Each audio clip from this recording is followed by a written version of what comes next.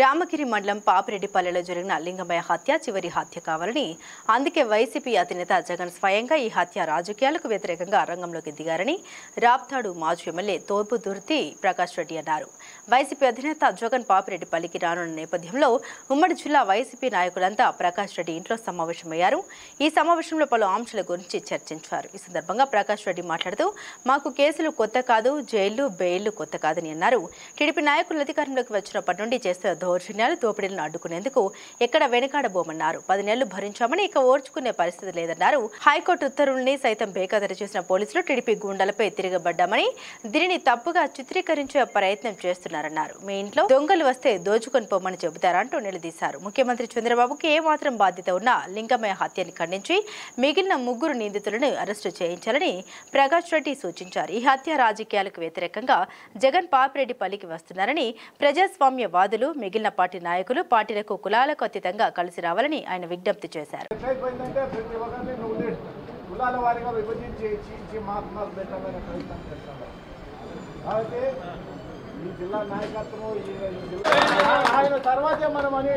ఆయనే మన నాయకుడు, మన దృష్టి అంతా ఆయన మీదే ఉండాలని చెప్పి తెలియజేసుకుంటా ఉన్నాం. ఆయన ఎవరికి రోజు సబ్జెక్టులు పోతాం వస్తాం. కేసులకు దయచేసి ఎవరు భయపడద్దండి. కేసులు పెడితే మొదటి ముద్దాయి నేను 2.5 సంవత్సరం జైల్లో ఉన్నా. నాకు జైలు కొత్త కాదు, బెయిల్ కొత్త కాదు. మీరు సిద్ధపడండి. జైలు సిద్ధం అంటే మన ఇంటికి కూడా చూసేవాళ్ళు వాళ్ళు. మీలో ఉన్న భయాన్ని సంపండి.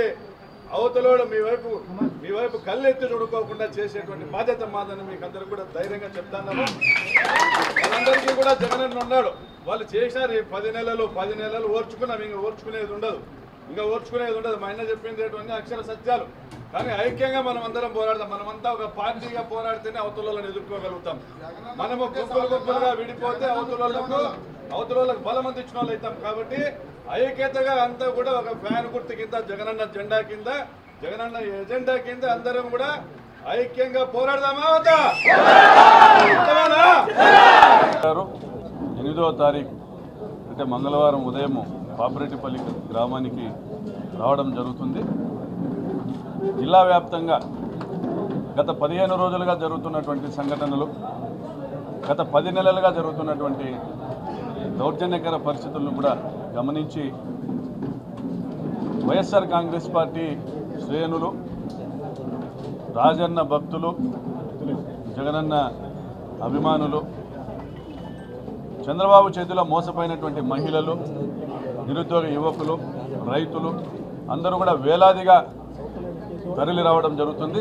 స్వచ్ఛందంగా వచ్చేటువంటి పరిస్థితి కనపడతా ఉంది. మరి తప్పుల మీద తప్పు ఈ జిల్లాలో ప్రతి ఒక్క ఎమ్మెల్యే చేసుకుంటూ పోతా ఉన్నారు. కేవలం వారికి ఉన్నటువంటి మీడియా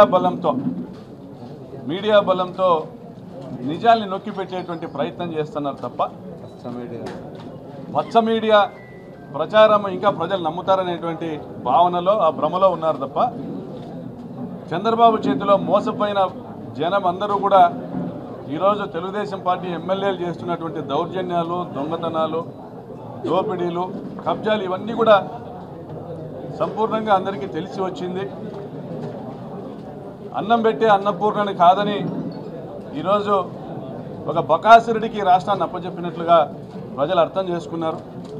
మరి ముఖ్యంగా రాప్తా నియోజకవర్గంలో గమనిస్తే గత 10 నెలలుగా వందలాది ఇండ్లు కూల్చివేత, అనేక చోట్ల భూముల కబ్జా, హంద్రీనీవా కాలువ లైనింగ్ను తీసుకొని వచ్చి కమిషన్ల కోసం, కాంట్రాక్టులలో లాభాల కోసం దాదాపు 2 లక్షల ఎకరాల భూములను బీళ్లుగా మార్చేటువంటి ప్రయత్నం. మరి మొన్న ప్రజాస్వామ్యానికి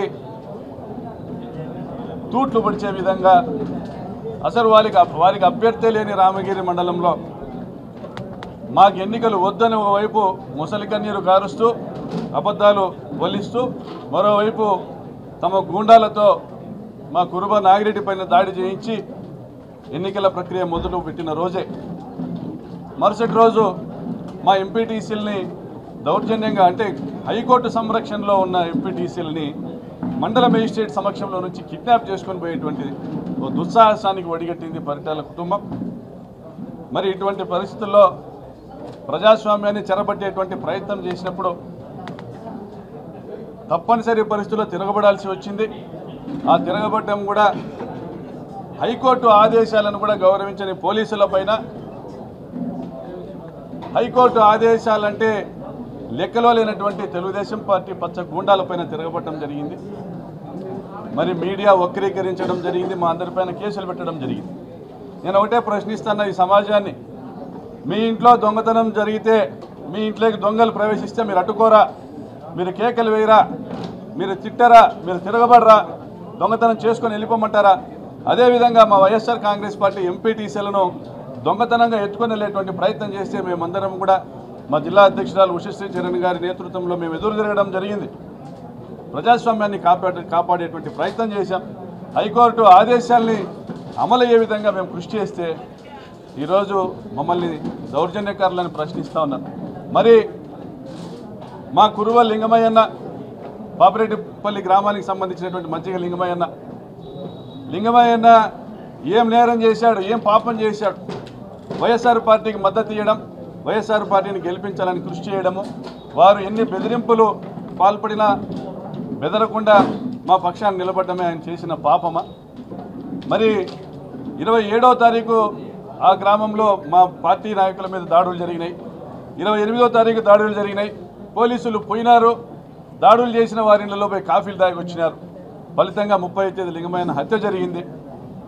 నేను అడుగుతా ఉన్నా, ముఖ్యమంత్రి చంద్రబాబు నాయుడు గారు, మీకు నిజంగా ఈ రాష్ట్రం పైన, ఈ రాష్ట్రంలో ప్రజలపైన మీకు ఏమాత్రం బాధ్యత ఉందనిపించినా కూడా లింగమయ్యను హత్య చేయడం తప్పు, ఇది ఎవరు చేసిన సభ్య సమాజంలో మేము దాన్ని ఓర్చుకునే ప్రసక్తి లేదు, కఠినంగా శిక్షిస్తామని మీరు మాటలు చెప్పుతూ చేతుల్లో అమలు చేయండి. లింగమయ్య హత్యలో పాల్గొన్నటువంటి మిగిలిన 3 ముద్దాయిలను కూడా అరెస్ట్ చేయమని కోరుతా ఉన్నా, డిమాండ్ చేస్తా ఉన్నా. కాబట్టి ఒక లింగమయ్యతోనే ఇది ఆగిపోవాలా. ఏ ఒక్క రాజకీయ పార్టీ కార్యకర్త, ఏ పార్టీ వాడైనా కూడా రాజకీయ హత్యలు కరెక్ట్ కాదు. ఇది చివరి హత్య కావాలా, లింగమయ్య హత్య చివరి రాజకీయ హత్య కావాలనే ఉద్దేశంతో అన్ని పార్టీల కార్యకర్తలకు అప్పీల్ చేస్తూ ఉన్నాం. మీరు ఏ కులానికి సంబంధించిన వారైనా, ఏ మతానికి సంబంధించిన వారైనా, ఏ పార్టీకి సంబంధించిన వారైనా దీన్ని ఖండించాల్సిన అవసరం ఉంది. ఈరోజు లింగమయ్య కావచ్చు, రేపు ఇంకొకరు కావచ్చు, మొన్నటి నేను కావచ్చు, లేదా నువ్వు కావచ్చు, ఈ హత్య రాజకీయాలలో లబ్ధి పొంది పెత్తనాలు, ఆధిపత్యాలు, ఆదాయాల కోసము చట్టాన్ని చేతుల్లోకి తీసుకునేటువంటి ఒక నేర వ్యవస్థ ఈ నియోజకవర్గంలో ఉంది, నేర సాంప్రదాయం ఈ నియోజకవర్గంలో ఉంది. ఆ సాంప్రదాయాన్ని ఇక్కడే అణిచివేయాలా, అది మనమందరం కూడా సంఘటితంగా దాన్ని ఎదుర్కొని అటువంటి సాంప్రదాయాన్ని అణచివేసేటువంటి కార్యక్రమంలో భాగంగా, ఆ కుటుంబానికి మద్దతు ఇచ్చే కార్యక్రమంలో భాగంగా వస్తున్న జగనన్నకు అందరూ కూడా అండగా నిలవాలని కోరుకుంటూ సెలవు తీసుకుంటాను.